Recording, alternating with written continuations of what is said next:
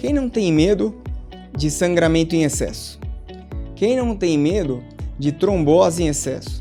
Sempre quando eu prescrevo um anticoagulante para os pacientes, são esses os dois principais medos.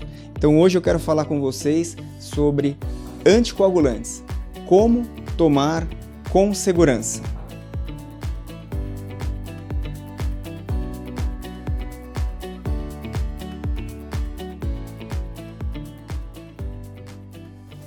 Sempre quando eu prescrevo medicação anticoagulante, o paciente fica com medo.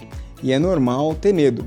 Primeira coisa que eu queria separar para você é: anticoagulante é diferente de antiagregante. A AS, por exemplo, aspirina, ele é antiagregante plaquetário. Ele não é um anticoagulante. Anticoagulante é uma medicação usada em algumas indicações específicas. Ele é feito, entre aspas, para afinar o sangue. Quais são essas indicações? Então, por exemplo, fibrilação atrial ou flutter atrial, um tipo de arritmia que aumenta muito a chance de AVC. Então você pega e anticoagula esse paciente, justamente para quê? Para evitar que esse paciente tenha AVC. A gente tem vídeo sobre isso, arritmia causa AVC? A gente tem um vídeo já no canal que fala sobre isso. Uma parte do coração não contrai, ele só treme. O sangue passa mais devagar ali. E quando ele fica tremendo, o sangue passa devagar, sangue que fica parado coagula. E aí quando ela volta a bater, ou quando ele escorre, esse coágulo, que aí já passa a se chamar trombo, ele vira, na verdade, outra coisa, que é o chamado êmbolo. Ele sai do coração e vai para algum lugar. E com frequência vai para o cérebro. E aí dá o tal do AVC cardioembólico. Um tipo de AVC específico que acontece por causa de arritmia. Bastante comum. E aí o tratamento para prevenir isso é tomar anticoagulação. Então, a gente pega esse paciente com fibrilação atrial e aplica nele um score que a gente chama de CHA-2-VASc.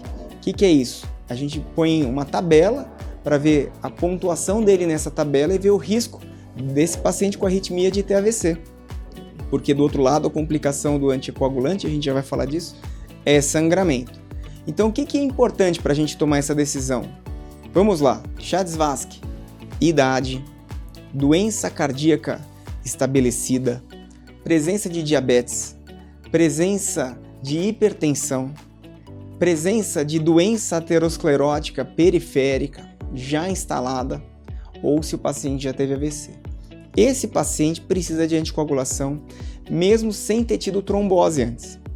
Também é evidente que o paciente que já teve qualquer tipo de trombose, seja no pulmão, seja na perna, ele também tem indicação de usar anticoagulação. E o problema da anticoagulação, como nós falamos, é sangramento, porque a gente não consegue olhar para um paciente e ter certeza absoluta que ele não vai ter complicações de sangramento.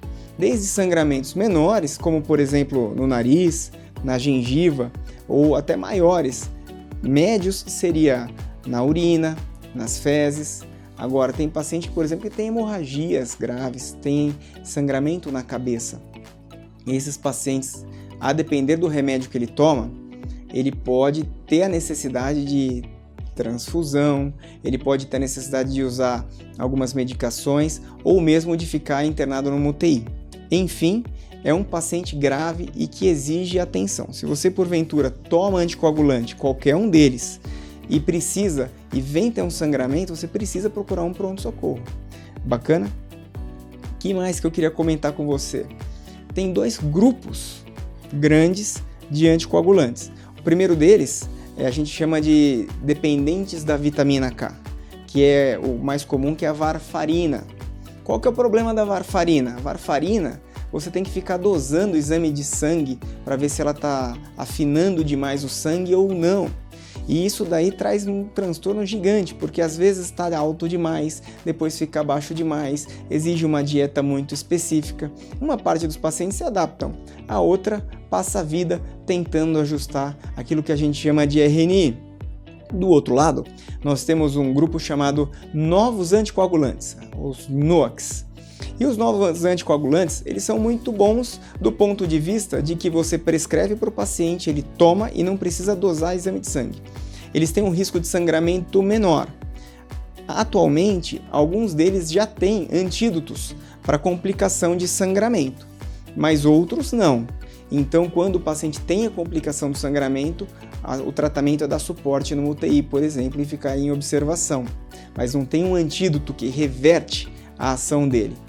Então, no caso, quando a gente vai decidir para o paciente qual é o critério ou qual é o risco de ele ter um sangramento maior tomando esses anticoagulantes, a gente usa um score chamado RAS-BLED. E veja que paradoxo, justamente o paciente que tem um risco maior de trombose, ele também tem um risco maior de sangramento tomando anticoagulante, que seria a presença de hipertensão, de diabetes, uma idade avançada, se ele tem ou não disfunção hepática, se ele tem ou não facilidade para alterar o RNI, se ele tem ou não disfunção renal, ou seja, nos rins, e mais, se ele faz ou não consumo de álcool.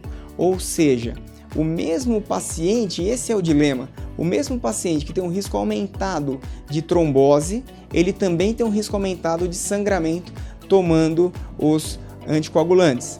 Então, uma decisão clínica difícil, exige atenção do médico, exige que o médico preste bastante atenção nos detalhes e, mais que isso, que o médico dê suporte de presença, que o médico dê atenção e que o médico dê as devidas orientações no sentido de procurar o pronto-socorro no caso de mínimo sangramento e que ele esteja sempre à disposição. Esse vínculo médico-paciente, ele é muito importante no sucesso do tratamento, em especial de quem toma anticoagulantes. Tá certo? Então, eu agradeço se você assistiu o vídeo até aqui. Queria deixar um forte abraço para você. Curta nosso canal, compartilhe os nossos vídeos.